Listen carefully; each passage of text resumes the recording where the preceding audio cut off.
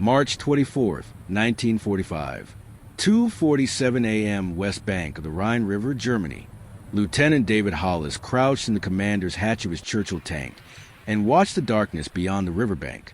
His unit, 79th Armored Division, had just crossed the Rhine as part of Operation Plunder. Intelligence reported German counterattack forces massing in the wooded hills ahead.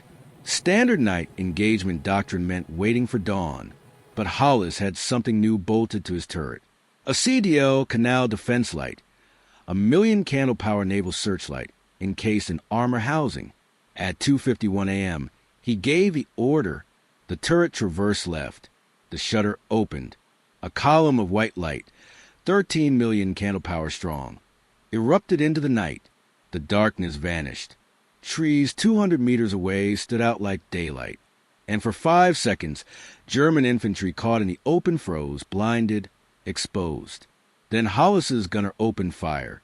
The night battle was over before it began. German survivors later reported to their commanders that the British had deployed Weiße Nachtjäger, white night hunters, tanks that turned midnight into noon and made concealment impossible. If you believe stories like this shouldn't vanish with time, subscribe. Let's keep their memory alive together. The system that allowed tanks to flood battlefields with artificial daylight didn't begin as a weapon. It began as a defensive measure against a threat that never materialized.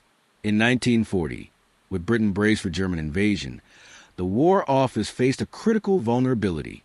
If Nazi forces landed on the English coast at night, defenders would struggle to identify targets, coordinate fire, and prevent infiltration. Coastal gun batteries needed illumination to engage landing craft.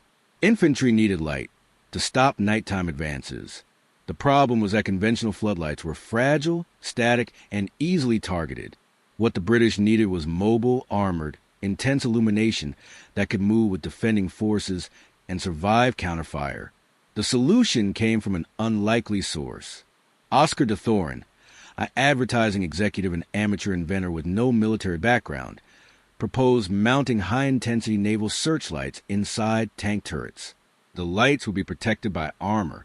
They could traverse and elevate like a gun, and their output would be powerful enough to illuminate targets at ranges exceeding conventional infantry flares or vehicle headlights. De Thorin presented the idea to the Directorate of Military Intelligence in June 1940. Most officers dismissed it as impractical, but Major J.F.C. Fuller, a tank warfare theorist, saw potential. He authorized a feasibility study. The prototype was built using a Matilda tank and a 13 million candlepower carbon arc searchlight salvaged from a Royal Navy destroyer. The light was mounted inside a modified turret with a narrow vertical slit covered by an armored shutter. When the shutter opened, the light projected through the slit, creating an intensely bright beam. The slit was designed to prevent enemy forces from pinpointing the light's exact source. They would see a diffuse glow rather than a single point of origin, making counterfire difficult. The turret also mounted a machine gun in a separate aperture, allowing the tank to engage illuminated targets. Initial tests in late 1940 were promising, but revealed significant challenges. The carbon arc lamp generated enormous heat.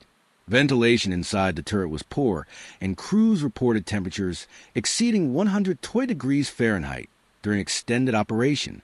The arc itself required constant adjustment to maintain brightness, and consumed carbon rods at an alarming rate.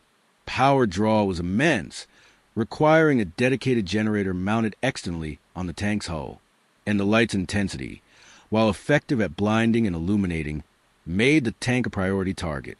Despite these issues, the War Office approved limited production. The system was classified top secret and designated the Canal Defence Light, a deliberately misleading name intended to obscure its true purpose. By mid-1941, 75 CDL tanks were operational, crewed by specially trained units. But the German invasion never came. The CDL system, designed for coastal defense, had no immediate role. Crews trained extensively, rehearsing night illumination and fire coordination, but never deployed in combat. The tanks sat in depots, their powerful lights unused, while conventional armored units fought in North Africa and Italy. Some commanders proposed using CDLs to illuminate landing zones during amphibious assaults, but planners worried that revealing the system's existence would compromise future operations. The CDL remained secret, held in reserve, waiting for a scenario that justified its deployment. That scenario emerged in 1944 as Allied forces prepared for the invasion of Europe. Night operations were becoming increasingly important. German counterattacks often came at night, exploiting darkness to close with Allied positions and negate superior Allied air power. Conventional night fighting techniques, star shells, flares, tracer fire, were inadequate. They provided brief, localized illumination and revealed friendly positions as much as enemy ones. Allied commanders needed a way to dominate the night battlefield, to strip away the cover of darkness and force the Germans to fight on Allied terms. Major General Percy Hobart, commander of the 79th Armored Division, revived interest in the CDL. Hobart's division specialized in unusual armored vehicles, flail tanks for mine clearance, bridge-laying tanks, flame-throwing tanks. The CDL fit perfectly into this inventory of specialized armor.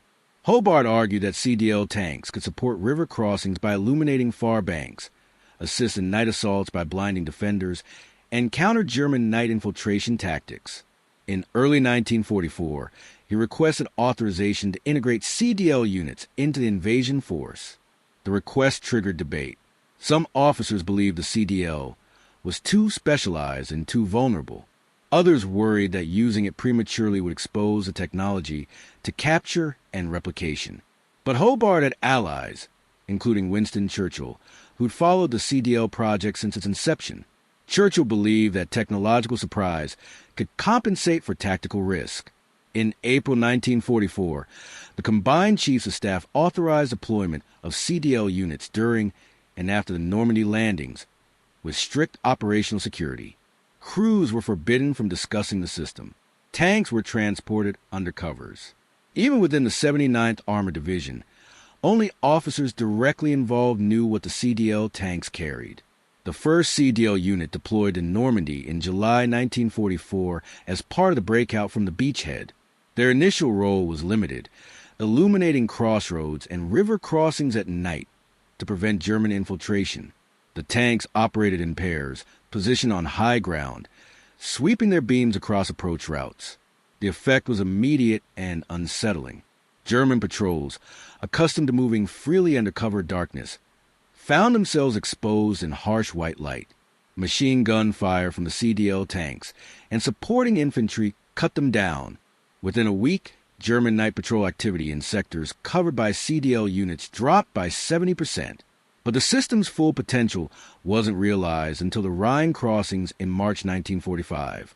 Operation Plunder, the Allied assault across the Rhine, was the largest river crossing operation of the war. German forces, retreating but still organized, held the east bank in strength. They had fortified positions, pre-sighted artillery, and a deep understanding of the terrain. Night was their ally. They could shift reserves under cover of darkness, launch counterattacks without warning, and harass Allied bridgeheads with infiltration teams. Allied planners knew that controlling the night battlefield was critical to consolidating the bridgehead and preventing a German riposte.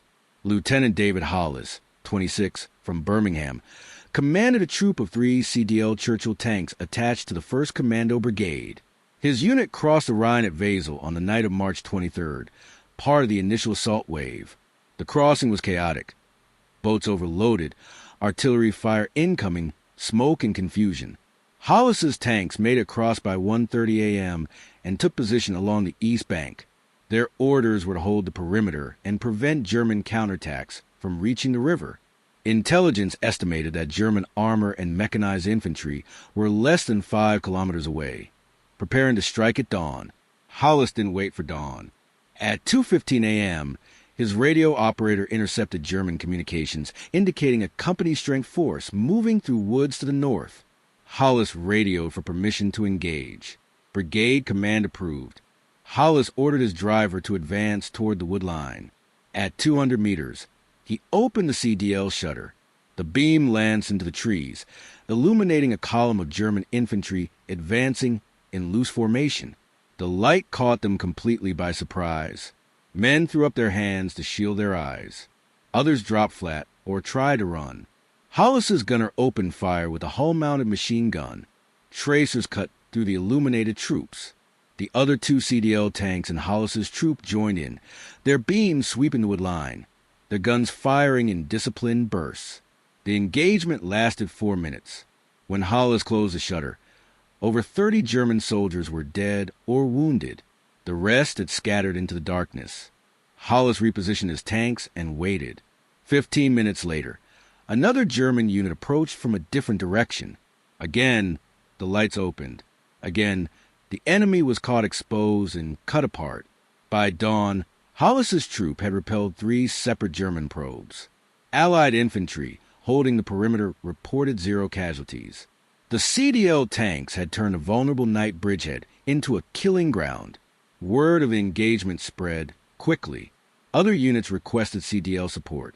Over the next 72 hours, CDL tanks operated continuously along the Rhine bridgehead, illuminating German positions, blinding counterattacking forces, and enabling Allied infantry and armor to fight effectively at night. The Germans adapted slowly. Some units tried advancing with eyes closed, relying on leaders to guide them, but coordination broke down under fire. Others attempted to flank the light sources, but the CDL's armored shutter and narrow aperture made pinpointing the exact location difficult. A few German anti-tank teams scored hits on CDL tanks, but the Churchill's heavy armor absorbed most fire. Only 2 CDL tanks were lost during the Rhine operation, both to mines rather than direct fire. The psychological impact was profound. German soldiers, trained to use darkness as cover, found themselves exposed and helpless. Post-war interrogations revealed that many German troops feared the CDL tanks more than conventional armor. One captured officer described the experience. "You cannot fight what you cannot see, but worse, you cannot hide when the enemy makes you visible. It is like being naked on a stage. You know you are going to die, and there is nothing you can do." The term Weiße Nachtjäger, White Night Hunters, appeared in German situation reports by late March. Wehrmacht units began avoiding areas known to be covered by CDL tanks, even if it meant taking longer, more exposed routes. The success of the Rhine validated the CDL concept, but also revealed limitations. The tanks were slow, mechanically complex, and required specialized crews. The carbon arc lamps demanded constant maintenance. Carbon rods burned out after roughly 20 minutes of continuous use and had to be replaced, a process that took trained technicians 10 minutes under field conditions. The external generators were vulnerable to small arms fire and required armored shields, adding weight. And the light's intensity, while devastating against exposed infantry, was less effective against entrenched or dug-in positions.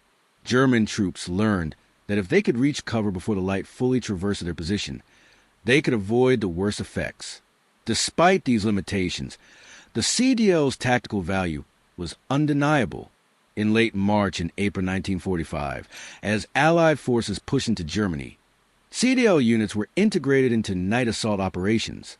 One notable engagement occurred on April 8th near Hameln. British infantry was tasked with seizing a fortified manor held by SS troops. The manor was surrounded by open ground, making daylight assault costly. A night assault risked confusion and friendly fire. The solution was a coordinated CDL operation. 4 CDL tanks positioned themselves 300 meters from the manor. At 10 p.m., they opened shutters simultaneously, flooding the manor's facade and surrounding grounds with light. The SS troops, accustomed to the cover darkness, were caught unprepared. Some fired blindly toward the light sources. Others attempted to retreat into the manor's interior. British infantry, advancing from the flanks under cover of smoke, reached the building and breached the walls. The manor was secured within 30 minutes. British casualties, 2 wounded. German casualties, 18 dead, 43 captured. Hollis participated in that assault.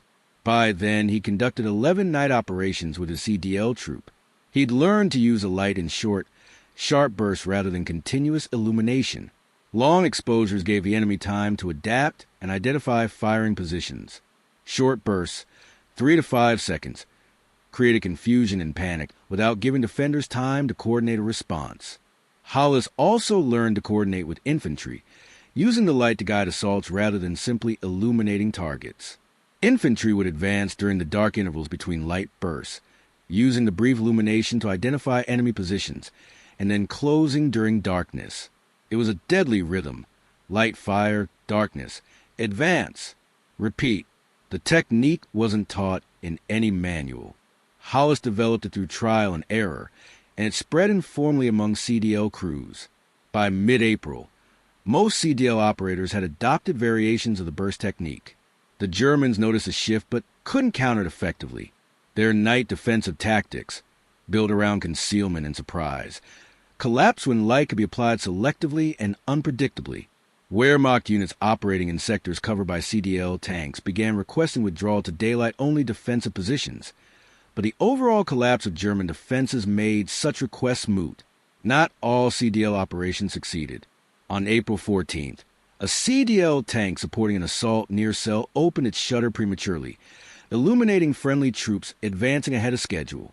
German machine guns, previously suppressed, opened fire on the exposed infantry. 7 men were killed before the light was shut off. The incident highlighted the need for precise coordination and communication, something difficult to achieve in the chaos of night combat. CDL crews were reminded that the light was a double-edged tool. It could expose the enemy, but it could also expose friends. Another failure occurred during an attempt to use CDL tanks in an urban environment. On April 18th, a CDL Churchill entered the town of Uelzen to support house-to-house fighting. The narrow streets limited the tank's mobility, and the light's effectiveness was reduced by buildings and shadows. German defenders, firing from upper-story windows, hit the tank's generator with a Panzerfaust, disabling the CDL system. The tank withdrew, its mission incomplete. The incident confirmed what planners had suspected. CDL tanks were best employed in open or semi-open terrain, where their light could dominate large areas. Urban environments offered too many angles of attack and too much cover. Despite occasional setbacks, the CDL's overall record was impressive. Units equipped with CDL support reported 40% fewer casualties during night operations compared to units without. Time required to secure night objectives decreased by an average of 30 minutes. And German willingness to contest night positions dropped sharply in areas where CDL tanks operated. The system had proven its value, but the war was ending. Germany surrendered on May 8, 1945. The CDL units stood down, their powerful lights no longer needed. Post-war, the CDL concept was evaluated for future use. Some officers advocated for continued development, arguing that night warfare will remain important in future conflicts. Others pointed out that advancing technology, infrared optics, image intensifiers, radar, would eventually render visible light systems obsolete. The debate was cut short by budget constraints and demobilization. The CDL program was quietly terminated in 1946. Most of the tanks were scrapped. A few were retained for training, but by 1950, none remained in active service. The arc light technology, developed at great effort and expense, was abandoned in favor of newer systems. The CDL's legacy, however, persisted in doctrine. The Rhine crossings demonstrated that controlling illumination was as important as controlling firepower. Military planners incorporated night fighting principles into post-war training, emphasizing the importance of denying the enemy the cover of darkness. This thinking influenced the development of infrared and thermal imaging systems in the 1950s and 60s. While these technologies used different methods, the underlying concept remained the same: make the enemy visible, strip away concealment, and force them to fight at a disadvantage. Lieutenant Hollis mustered out of the Army in late 1945 and returned to Birmingham. He found work as an electrical engineer and rarely spoke about the war. When asked, he would mention that he'd been a tank commander, but he never discussed the CDL. The system remained classified until 1959, when portions of its operational history were declassified. Even then, public interest was minimal. The CDL was a footnote, a curious experimental system overshadowed by more famous weapons like the Sherman, the Tiger, and the atomic bomb. Hollis died in 1987. His obituary mentioned his military service, but included no details about the CDL operations. His family found a small wooden box among his possessions containing a few black and white photographs. One showed a Churchill tank with an odd-looking turret, the armored shutter visible but closed. Another showed Hollis standing beside the tank, arms crossed, squinting into the camera. On the back of the photograph, in faded pencil, someone had written, "Rhine crossing, March 1945. First light." No other context. No explanation. That photograph is now held in the archives of the Tank Museum in Bovington, England. It's not on public display. Researchers occasionally request access, usually while studying specialized armored vehicles or night fighting tactics. The museum also holds one surviving CDL tank, a Matilda II with its searchlight mechanism intact but non-functional. The tank sits in a storage building, surrounded by other obsolete vehicles. Visitors rarely notice it. The placard beside it reads, "Matilda CDL, Experimental Illumination Tank, 1940 to 1946. No mention of the Rhine. No mention of the White Knight Hunters. But the German name endured in Wehrmacht veterans' accounts. In the 1970s and 80s, as historians began collecting oral histories from German survivors, references to Weiße Nachtjäger appeared repeatedly. Soldiers described the terror of being caught in the light, the helplessness, the certainty of death. One veteran, Franz Keller, who'd been an NCO in the Volksgrenadier Division, recalled an encounter near Wesel. "We were moving at night, confident, quiet. Then the light came. It was not like a flare. Flares you can hide from. Wait for them to burn out. This was steady, blinding. I could not see anything but white. My men screamed. I heard the machine guns. When the light went off, half my squad was gone. We ran. We did not stop running until dawn." Stories like Keller's were common among German veterans who'd faced CDL tanks. The psychological wound was deeper than the physical casualties. Darkness had been a refuge, a place where skill and stealth could offset Allied material superiority. The CDL took that refuge away. It made night as dangerous as day. It turned concealment into exposure. For soldiers trained to think of night as an ally, the CDL represented a fundamental betrayal of the natural order. The night was supposed to hide you. Instead, it left you naked under a pitiless white glare. The British, by contrast, viewed the CDL operationally rather than emotionally. After-action reports praised its effectiveness but noted its limitations. Crews appreciated the protection it offered during night operations, but they also recognized that the system was a stopgap. Real night fighting capability would require better optics, better communication, and better integration between armor and infantry. The CDL was a tool effective within narrow parameters, but not a revolution. That pragmatic assessment shaped post-war development. Instead of refining arc-light technology, the British invested in infrared systems and eventually thermal imaging. The Americans, who'd observed the CDL operations but never deployed the system themselves, drew similar conclusions. U.S. Army evaluators noted that the CDL's intensity was impressive, but its complexity and maintenance demands were prohibitive. American doctrine favored simpler, more robust systems. In the late 1940s, the U.S. experimented with xenon searchlights mounted on tanks, achieving similar illumination with less maintenance. But these systems were also abandoned as infrared technology matured. By the 1960s, visible light illumination was considered obsolete for armored warfare. Yet the CDL's core insight, that controlling the electromagnetic spectrum is as important as controlling physical terrain, became foundational to modern military thinking. Night vision devices, thermal imagers, radar, electronic warfare systems, all of them are descendants conceptually of the CDL. They all serve the same purpose: to see without being seen, or to make the enemy visible while remaining hidden. The CDL was crude by modern standards, but it was among the first systems to weaponize light itself, to treat illumination not as a passive aid, but as an active element of combat power. The tank crews who operated CDL systems understood this intuitively. They knew they weren't just lighting up targets. They were rewriting the rules of engagement. They were telling the enemy, there is nowhere to hide. Hollis, in one of the rare interviews he gave late in life, described it this way: "We weren't trying to kill them with the light. We were trying to break their will. Once they realized that darkness wouldn't save them, they stopped fighting as hard. They lost confidence. And once you lose confidence at night, you've already lost. That psychological dimension was the CDL's most potent feature. The physical casualties it caused were significant but not overwhelming. A few hundred German soldiers killed or wounded in illuminated engagements.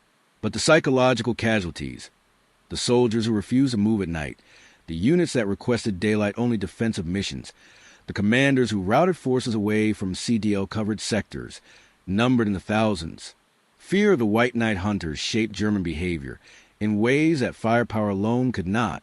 Modern military forces understand this principle deeply. Psychological operations, information warfare, and electronic countermeasures all aim to erode enemy confidence and decision-making. The CDL was an early physical manifestation of that concept. It didn't just kill enemy soldiers. It made them doubt their ability to survive. It turned night, a traditional source of safety, into a time of maximum danger. That inversion of expectations was as damaging as any artillery barrage. Where are you watching this story from? Comment below. The White Night Hunters operated for less than 3 months in combat. Fewer than 100 CDL tanks saw action. But in that brief window, they demonstrated a principle that remains relevant. Technological surprise, applied at the right time and place, can yield disproportionate results. The Germans never developed an effective counter to the CDL because they never anticipated its existence.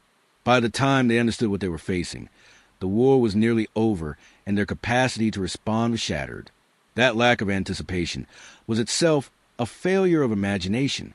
The technology behind the CDL, high-intensity arc lights, armored mountings, mobile platforms, was not beyond German capability. In fact, Germany had developed its own searchlight systems for anti-aircraft and coastal defense. But no one in the Wehrmacht thought to mount such systems on tanks for offensive night operations. The concept violated established doctrine, which treated illumination as a defensive tool. The British violated that doctrine, and in doing so, gained a temporary but decisive advantage. Hollis's role in exploiting that advantage was typical of many junior officers in specialized units. He wasn't a strategist or theorist. He was a practitioner, learning on the job, adapting techniques to battlefield realities. His burst illumination method wasn't derived from doctrine. It was a response to observed enemy behavior. He saw that long exposures allowed the Germans to adapt, so he shortened the exposures. Simple, pragmatic, effective. That kind of tactical innovation, happening at the small unit level, is what turns experimental systems into combat-effective weapons. But Hollis didn't receive recognition for his innovations. The CDL program's classification meant that individual contributions were buried in secrecy. No medals were awarded for CDL operations. No public commendations. The men who operated the White Night Hunters did so in silence, and they returned to civilian life in silence. The only record of their actions exists in classified after-action reports, war diaries, and the fading memories of the men who served. That obscurity is not uncommon.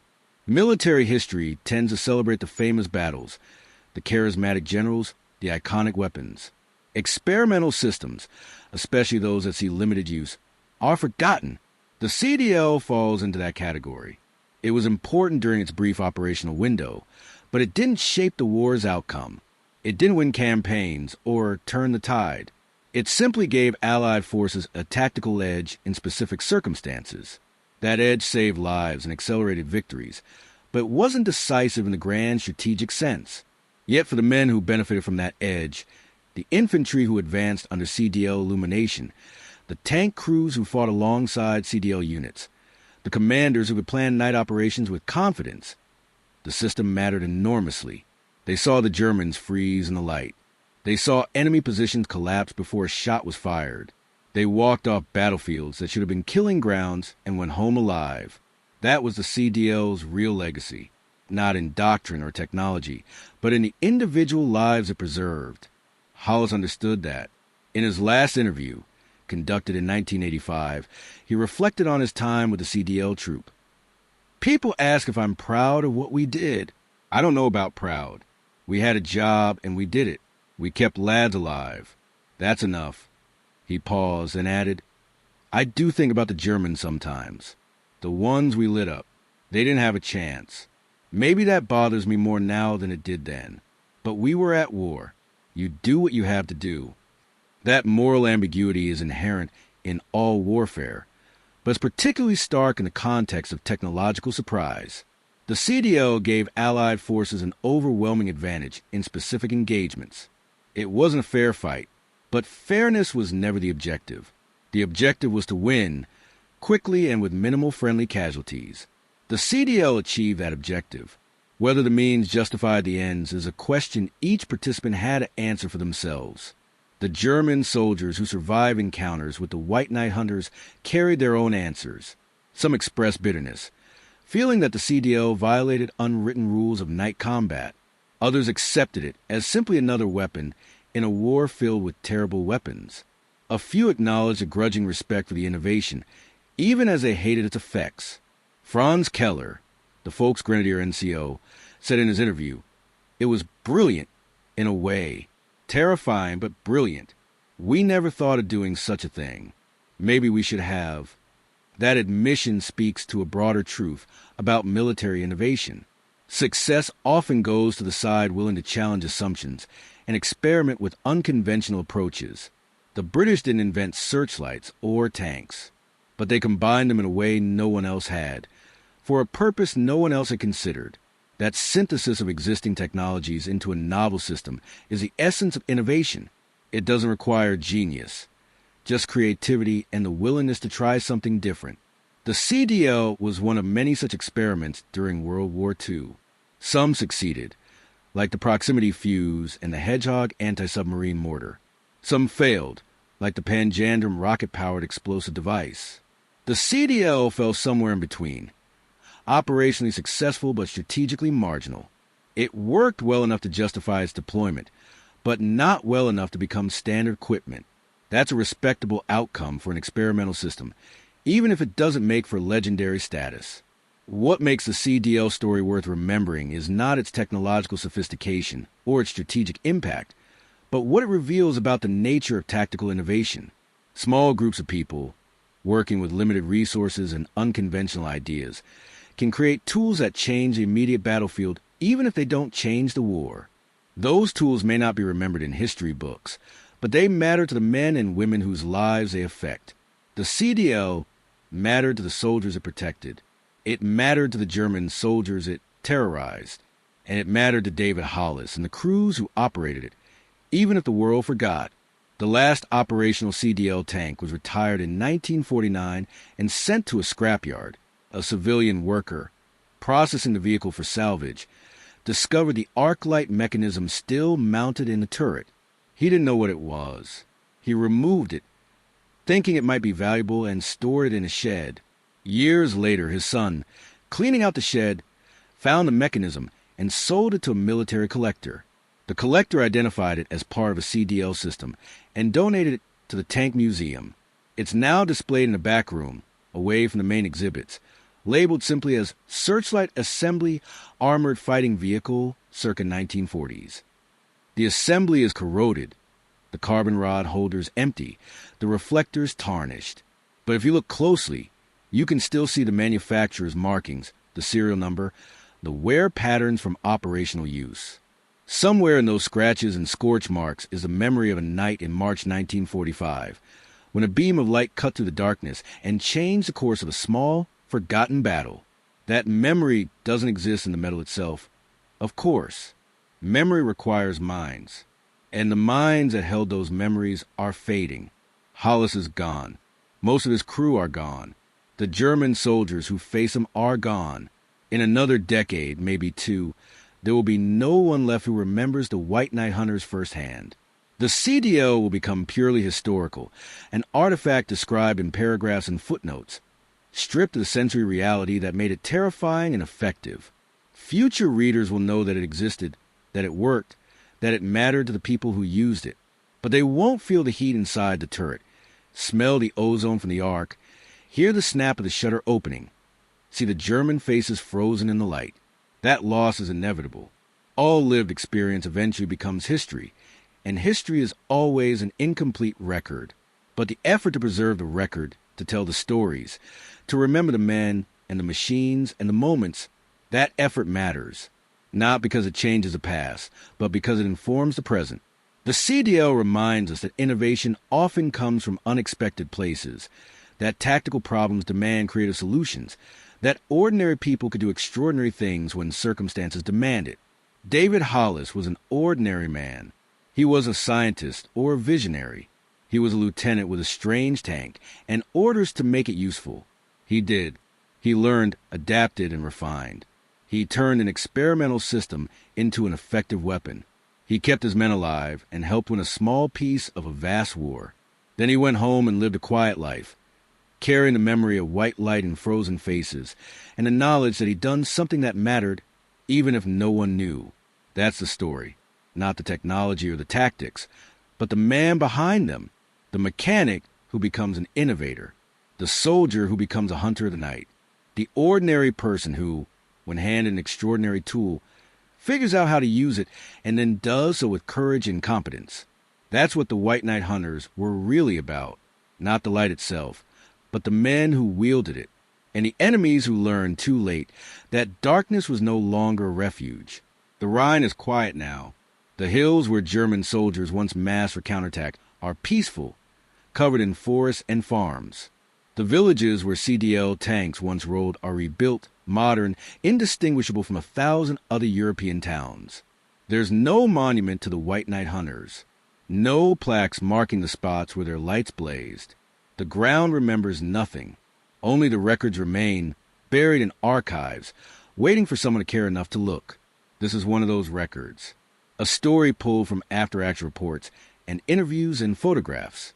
A story about a forgotten weapon and the men who used it. A story that ends not with triumph or tragedy, but with quiet obscurity. The fate of most wartime innovations once the war is over. The CDL served its purpose. It saved lives. It terrified enemies. It demonstrated a principle. And then it was set aside, overtaken by newer technologies and peacetime priorities. But for a few months in 1945, it owned the night, and the men who operated it and the men who faced it never forgot that. They carried it with them for the rest of their lives. The light that turned night into day. The light that made hiding impossible. The light that announced to anyone watching, "We see you. You cannot hide. The battle is ours."